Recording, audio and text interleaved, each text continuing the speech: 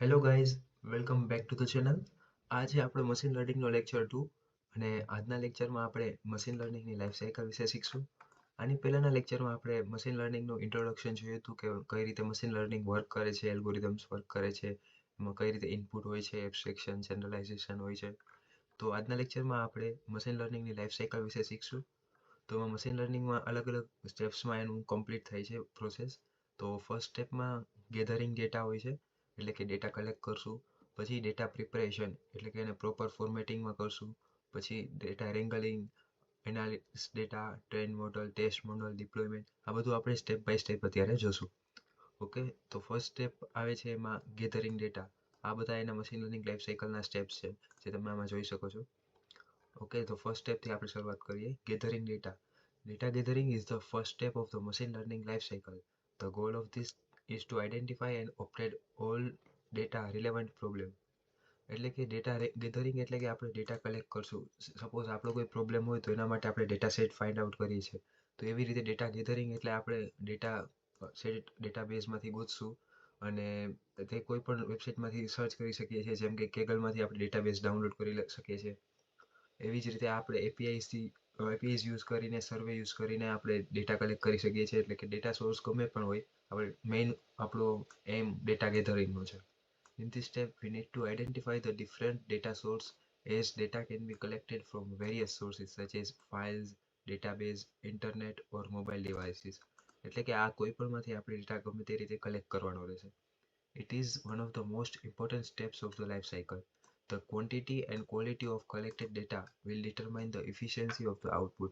એટલે કે આપણે કેવો ડેટા સેટ ડાઉનલોડ કર્યો છે, એની ક્વોન્ટિટી અને ક્વોલિટી. સપોઝ કોઈ ડેટા સેટમાં ઓછી ક્વોન્ટિટીમાં ડેટા સેટ હોય તો પછી આપણા મોડલ ટ્રેન કરવા માટે તે ડેટા અનસફિશિયન્ટ હોય તો આપણે પ્રોપર મોડલ એક્યુરેસી વાળું બિલ્ડ ન કરી શકીએ. એટલે કે ડેટાની ક્વોલિટી અને ક્વોન્ટિટી બે મેટર કરે છે. The more will be the data, the more accurate will be the prediction. એટલે કે જેમ ડેટા વધારે હશે તેમ આપણે મોર એક્યુરેસી સાથે પ્રેડિક્શન કરી શકશું.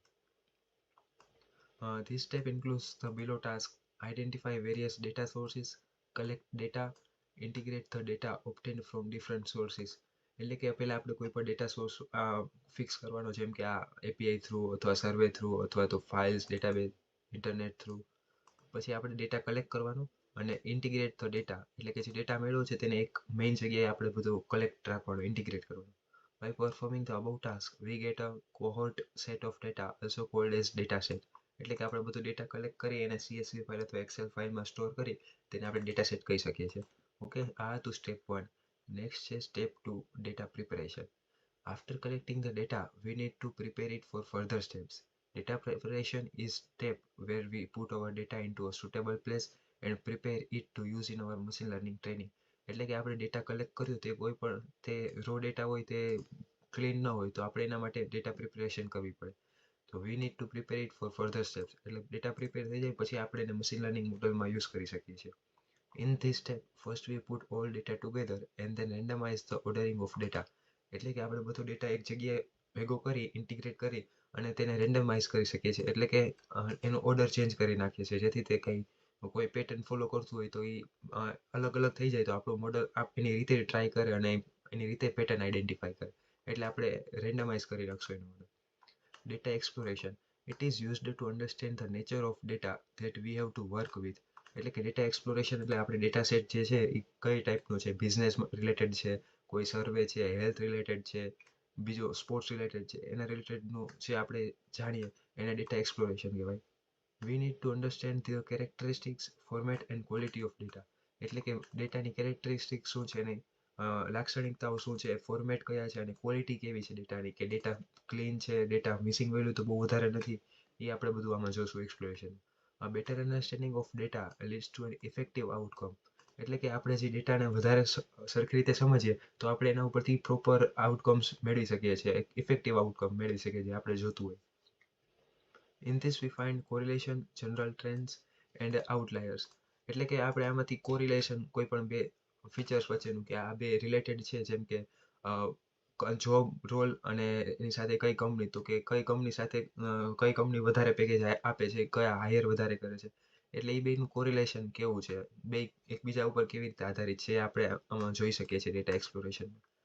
એન્ડ આ છે ડેટા પ્રિપરેશન. પછી નેક્સ્ટ સ્ટેપ છે ડેટા રેંગલિંગ અથવા તો ડેટા પ્રી પ્રોસેસિંગ.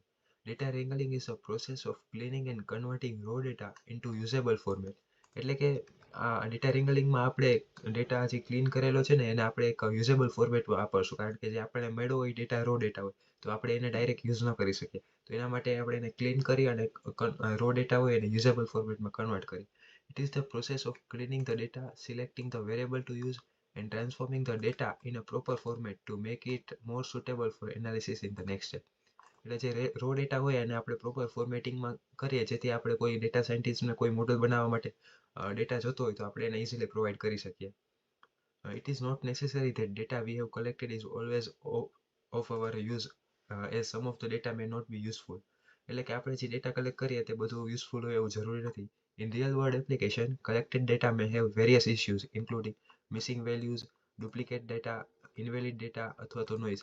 એટલે કે આપણે અમુક કોઈ સર્વે સપોઝ કરીએ તો એમાં આપણે અલગ અલગ ફિલ્ડ આવી હોય કે આમાં તમારું નેમ આપો, આમાં કોન્ટેક્ટ નંબર, અને સપોઝ કોઈ યુઝર એમાં વેલ્યુ ફિલ ન કરે તો એ મિસિંગ વેલ્યુઝમાં આવે, એટલે આપણે એને પણ હેન્ડલ કરવાની હોય.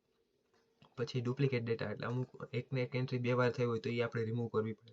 ઇનવેલિડ ડેટા એટલે કે સપોઝ કે કોન્ટેક્ટ નંબર 10 અક્ષરનો હોય તો કોકે 9 અક્ષરનો નાખ્યો હોય, 8નો નાખ્યો, તો એ બધું ઇનવેલિડ ડેટા. તો આ બધો ઇફેક્ટિવ ડેટા હોય આપણે હેન્ડલ કરવો પડે.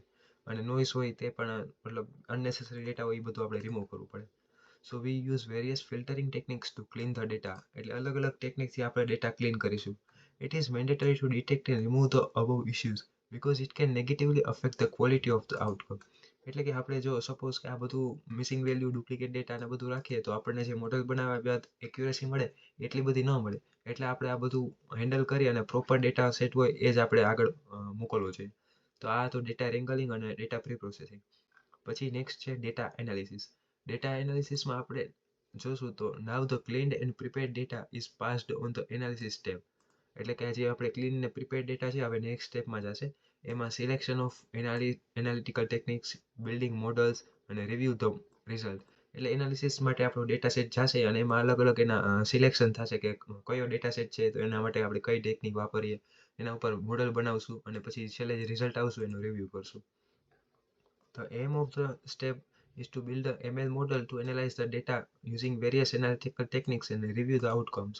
It starts with the determination of the type of the problem, where we select the ML techniques such as classification, regression, cluster analysis and association. એટલે કે આપણો ડેટા સેટ કયા પ્રકારનો છે એના ઉપરથી આપણે કોઈ પણ ટેકનિક યુઝ કરશું. જેમ કે ક્લાસિફિકેશન હોય તો એમાં બાયનોમિયલ ક્લાસિફિકેશન થઈ શકે. જેમ કે આપણે કોઈ રિઝલ્ટ હોય તેના ઉપરથી પાસ અથવા ફેલ, તો એને બાયનરી ક્લાસિફિકેશન કહેવાય.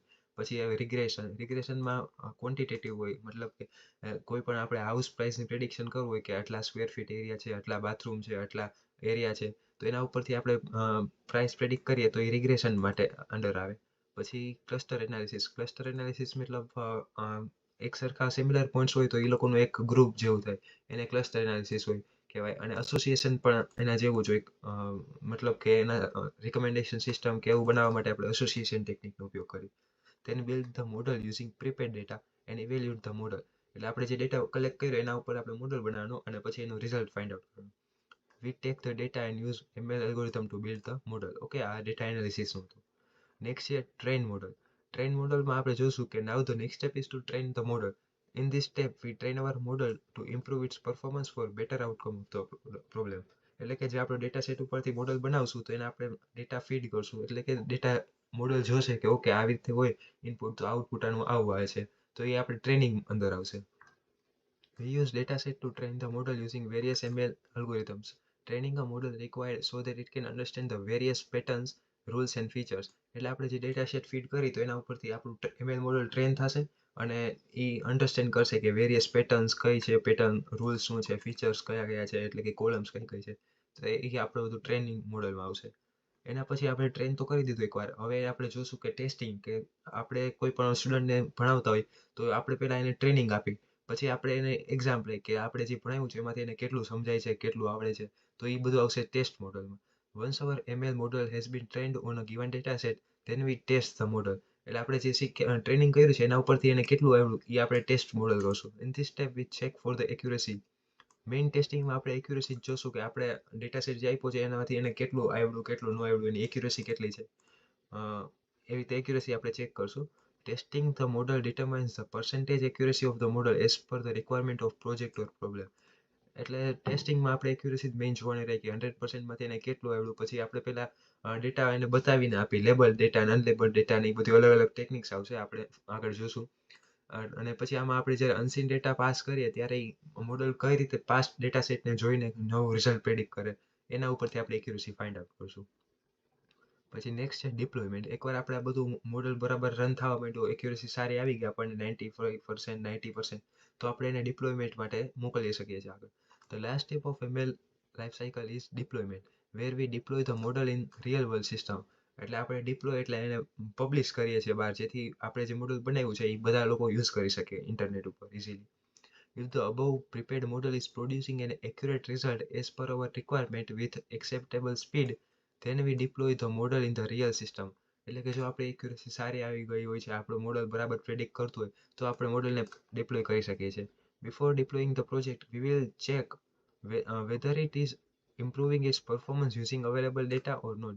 એટલે કે જે આપણે અવેલેબલ ડેટા છે એના ઉપર એ પરફોર્મન્સ એનું બેટર કરી શકે છે કે નહીં. The deployment phase is similar to making the final report for a project. એટલે આપણે એકવાર ડિપ્લોયમેન્ટ થઈ જાય પછી આપણે એના ઉપર એક આપણું પ્રોજેક્ટ હોય અથવા જે પ્રોબ્લેમ સ્ટેટમેન્ટ હોય એના ઉપર આપણે એક ફાઇનલ રિપોર્ટ બનાવી શકીએ. તો આ મેઇન હતું ડિપ્લોયમેન્ટ. તો હવે આપણે નેક્સ્ટ લેક્ચરમાં આપણે જોશું ટાઈપ્સ ઓફ મશીન લર્નિંગ, કે મશીન લર્નિંગમાં કઈ કઈ લર્નિંગ આવે છે, સુપરવાઇઝ, અનસુપરવાઇઝ, ઇન્ફોર્સમેન્ટ. તો આ હતું આપણે machine learning life cycle. I hope તમને મજા આવી હશે અને આ બધું સમજાઈ ગયું હશે. મેં ઇઝી ગુજરાતી લેંગ્વેજમાં સમજાવ્યું છે. જો તમને સમજાણું હોય, મજા આવી હોય, તો ચેનલને લાઈક, સબસ્ક્રાઈબ કરજો, શેર કરજો અને સપોર્ટ કરી રાખજો. અને જો કોઈ ચેન્જીસ તમે ઈચ્છતા હોય તો મને જરૂરથી કમેન્ટમાં જણાવજો. Thank you.